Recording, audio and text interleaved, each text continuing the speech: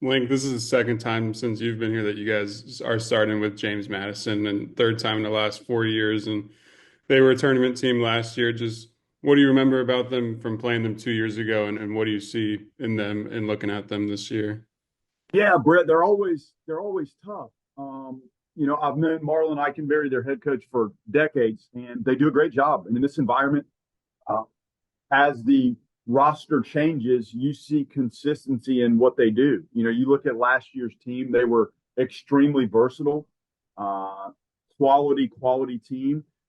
They return about half of the innings on the mound from last year's team. So you have a variety. They have some very good secondary pitches. They have some effective lefties, a really good left-handed reliever.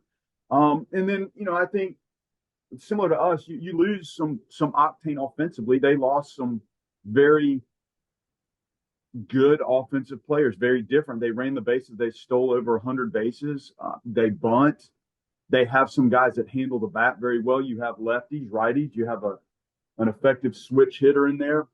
So they're complete. Now, year to year, I think it's hard to compare other than the quality and the ability to adapt. Ike does a great job of adapting what their personnel can do with how they need to play to put themselves in a position to win. And they were close to winning that regional. I think they might have gotten walked off in game one against South Carolina of that regional and then came back to make it all the way through that thing and play for the regional title. They're very talented. They know what they're doing. They're not, as you stated, they're not going to be surprised by what they see when they walk in here. They've been here, and it's a great trip. It's close enough where they can make it down. We know it's a well-run program, good people, very good team, and I just hope we can go out and execute and perform. They're very, very good. Link, I know you weren't lacking in options to start in the weekend rotation. I guess how did that kind of, you knew you had obviously Jamie on Friday. How did that break down behind Jamie, and what about the guys who separated themselves really put them apart?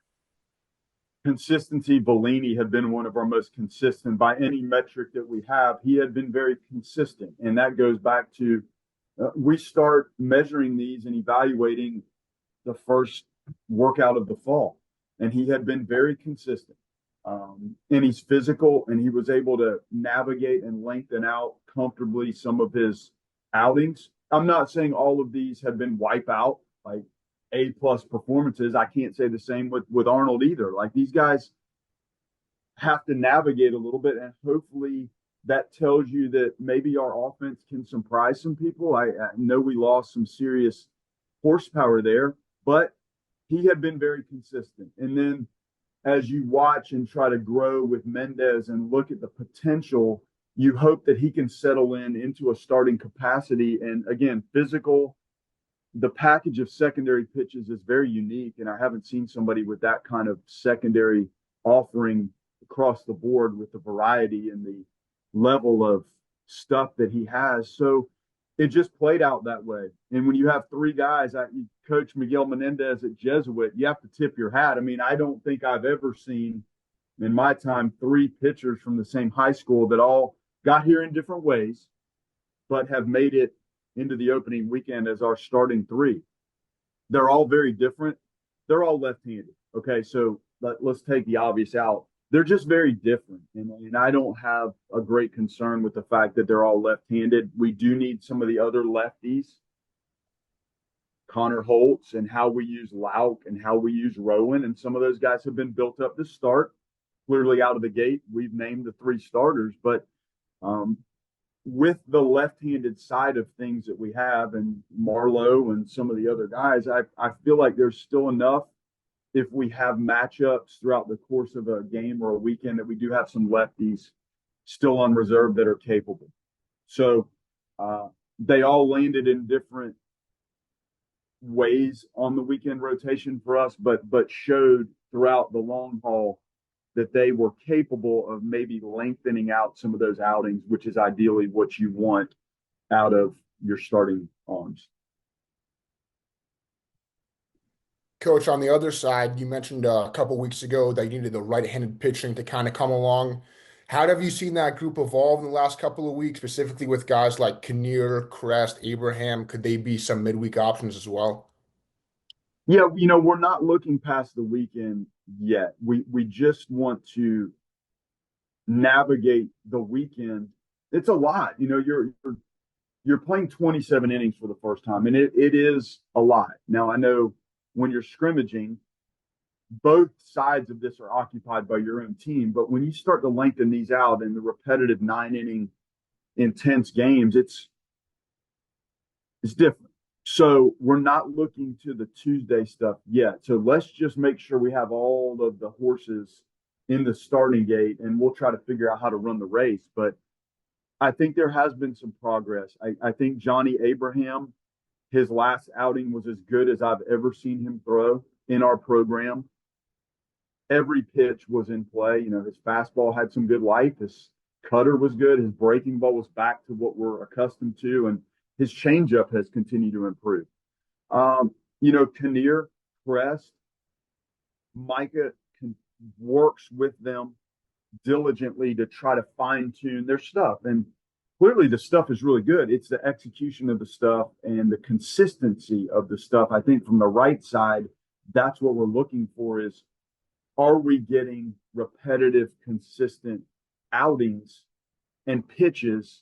And can Micah sequence based on consistency? If you're not locating and throwing the pitches where they need to be, it's really hard to go out there and pitch. Like you have to navigate and execute your stuff. I think Peyton Prescott is going to be a pleasant surprise for us. The velocity, it's 96, 97. I think there's probably more in the tank. I think Ben Barrett has been up to 97. We've seen Benny Barrett. I don't know that we've seen Ben Barrett function as loud as it has been in his outings. And again, now we go to the consistency. Can we repeat it? Can we execute it? Can Joe Charles be the Joe Charles that we know is it's in there. It's in that uni. We've seen absolute wipeout stuff out of Joe Charles. Then we've seen some inconsistencies. So whether it's left-handed or right-handed, when these guys come into these leverage moments, is the stuff executed? Is it consistent? Are we showing game management traits and a little bit of control of the running game and navigation of situations and control of the tempo? That's what remains to be seen. But I have liked the progress. And again, Johnny Abraham and Benny Barrett and Prescott and Kinnear and Nick Graney, there have been some guys that have really shown us flashes. Now, when the other dugout's full and the popcorn's in the machine down there, we have to see what that looks like. Like, just how impressive, and you named Alex as one of your captains along with Jamie. Just how impressive you've been with his entire workload since then the last season with the Cape and then the fall and preseason that he's had with you guys. Yeah, it's a lot. These guys come in and a lot of our transferred had significant playing time if you rewind this tape. But I think the intensity and the expectations and the grind of this, and you get into the postseason and you get into Omaha and the focus and the microscope that's on the guys, like it does add a layer. And some of the new guys will have to understand what that's like and how to manage it. And then you go off and play summer ball, and that is difficult. And then you come back here and you go through another fall. You like to see the traction and the knowledge and the learning and the growth out of all of the players. And I think Alex Lodis is at the front of that. If you just watch the skills and the performance and we talk a lot about the understanding of self and how you need to play the game within your skill set. And I think he's learning that, and it's fun to watch. And it's refreshing to have some familiar faces in the program that have been there. You're taking information beyond surface layer stuff when players are so new and there's so many new ones. You want to get all of your tactics into the arsenal for them, but it can be hard. So now you see some guys that have been in the program 2 or 3 years. It's really nice. Now, that doesn't mean that's going to be flawless, but it is refreshing to have some of the guys that you look on the field and they understand all the signs and the base running stuff and how to the defense and all of our verbiage and all of our systematic tendencies, they have it. And you hope that all the work they do starts to show up and you see improvement from what they look like a year and a half ago to what they look like right now. Coach, health wise, where is the squad heading into opening day tomorrow? I think we're in pretty good shape. You undoubtedly have guys that get banged up, and I'm not comfortable saying we're 100%. I mean, we're not. I mean, we've got some guys down and some guys banged up that are trying to get back. And I think if you ask any coach, that's probably where we are and where they are. You lengthen out those scrimmages, and you really, by rule, can only practice 4 hours a day. So you max it out. But you look in that dugout at the end of some of those 4 hours, and those guys they're gassed, and it's hard. And tomorrow will be hard, and Saturday and Sunday this will be hard. So you're going to have guys banged up, and I'll meet with our training staff to see exactly where some of the guys that are banged up are. Bladen Playton's going to be out for a while, and we know that. And then there's other guys that are banged up, and you know what? We'll probably come out of this weekend, and there'll be some other guys that are banged up. So how often are you 100% full strength? It's rare. And you can take any phase of the game. You're starting pitching, look at the discussion we had a year ago when you roll into this, and here are your starting pitchers, and here's what it looks like with your leverage guys. And then by the end of the season, it looks a lot different. And you hope that's not the case, but the ebbs and flows of this and the capacity, the workload that's going to increase, there's going to be changes, and it's just part of the game. And when you have roster depth and athleticism, you hope that you can absorb some of these things that certainly come your way.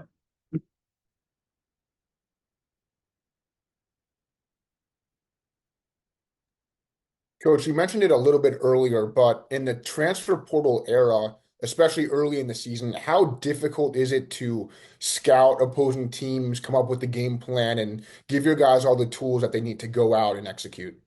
Oh, it's tough. We're looking at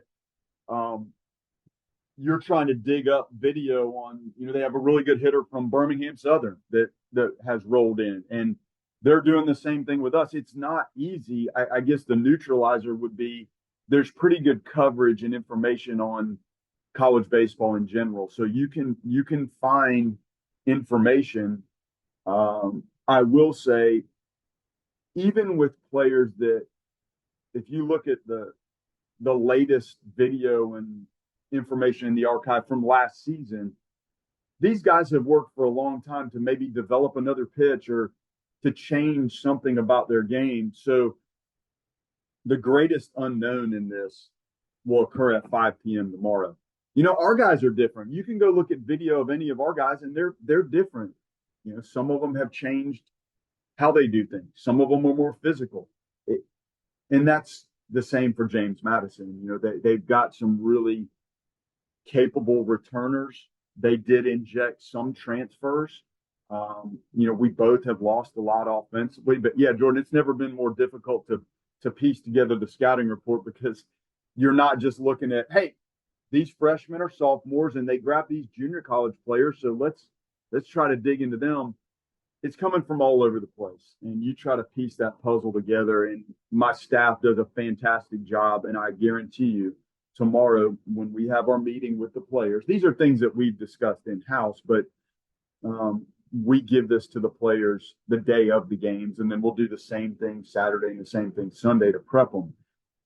They'll be well-versed with the understanding that even if we are familiar with the video and the stats and what this looks like and how the changeup worked and how the slider looked, you don't have video from fall practice and preseason practice on how hard these guys have worked to continue to develop their game. So this will probably be the most unfamiliar look, even though you have some data, and the players have to understand that going into weekend number one.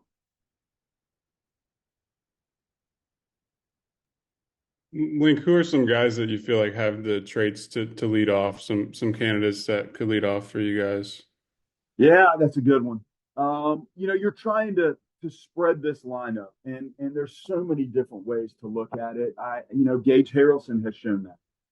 Max Williams did it last year. Max is not your prototypical leadoff guy, but your leadoff hitter is going to come to the plate the most often. So there is logic in that philosophy as well. You do want the middle of the lineup, the guys that have been very consistent and maybe extra base hit type potential to get some good opportunities. So if a Gage Harrelson or a Chase Williams or a player like that that's more of your prototypical leadoff hitter, does it put more pressure? They can run. So do you get more mistakes for the middle of the lineup when you have some guys that can find ways on base that have base stealing traits? That would be the philosophy with why you lead off somebody that unsettles the guy on the mound in the defense. You may get more mistakes. And if they're pitching to the middle of the lineup very carefully, maybe you get more pitches to actually try to run on and more balls in the dirt and that sort of thing. So I'm kind of leaning towards having Max more in the middle of the lineup and leading off one of the guys that might threaten at the top in terms of the run game and the bunt game, and then maybe let the middle of the lineup see some pitches before they get up there. As I'm sitting here right now at 11-16, that's how I feel. Now, I haven't written this puppy down yet, but we're close.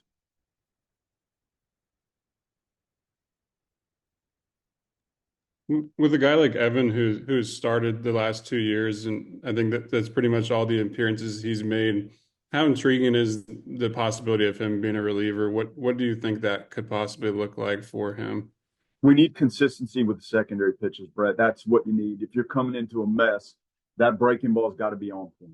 That's really the ticket. I think he's shown flashes of it, but you are looking for secondary pitches that can punch people out and get you off the field. That's what those leverage moments are about. And, sometimes the relief appearance does not include base running activity or a mess, but you almost have to prepare for it to include that. And that's how you're grooming those guys. So Micah said it was the best session they've had in the bullpen in trying to find the right mix of how the slider works. And I think they landed on something. And we saw him in his last outing keep the ball down, and he's thrown strikes.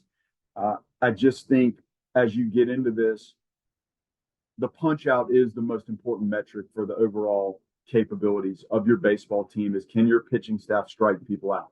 So his usage in that situation demands that there are pitches that he can use to escape and get off the field. And that's what we're looking for. I think what Mike and he found in the bullpen this week is a step in the right direction. He could also clearly start. Again, you're going to deal with some messes whether you start or relieve, and being able to navigate that and induce weak contact or some punch outs kind of get you off the field as a starter as well. So that's where he is. He works very hard. He's very intuitive to what he's trying to do. It's just, again, the execution, the consistency of the secondary pitches more than anything.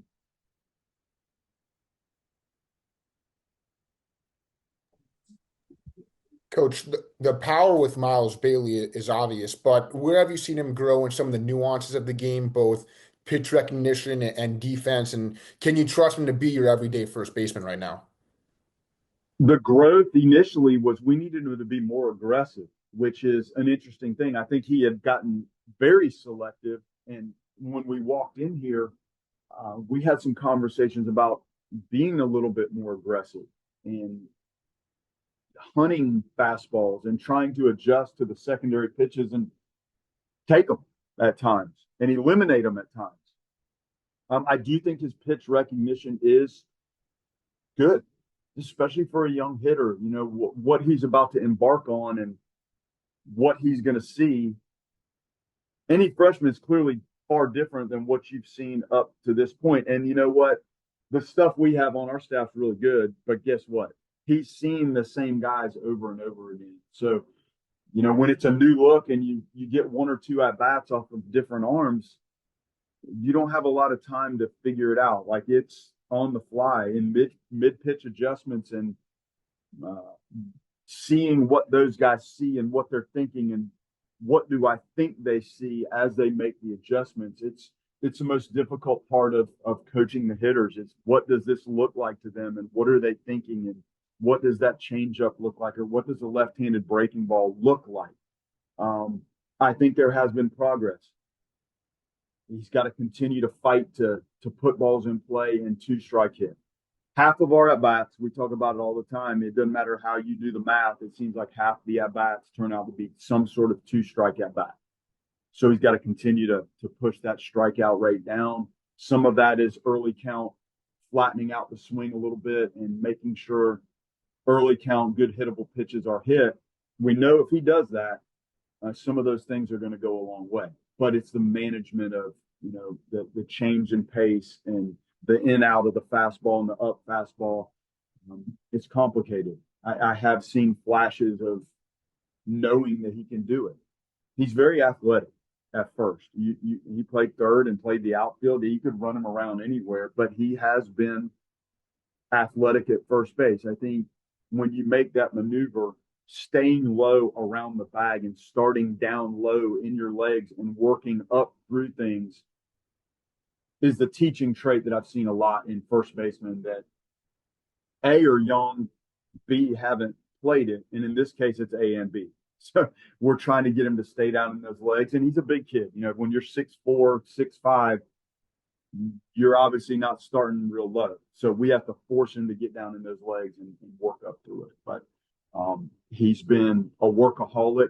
If anything, I've had to tell him, hey, let's be sure like we're not, overdoing it in the nighttime hitting sessions down there. Just kind of conserve and make sure you're thinking through everything you do.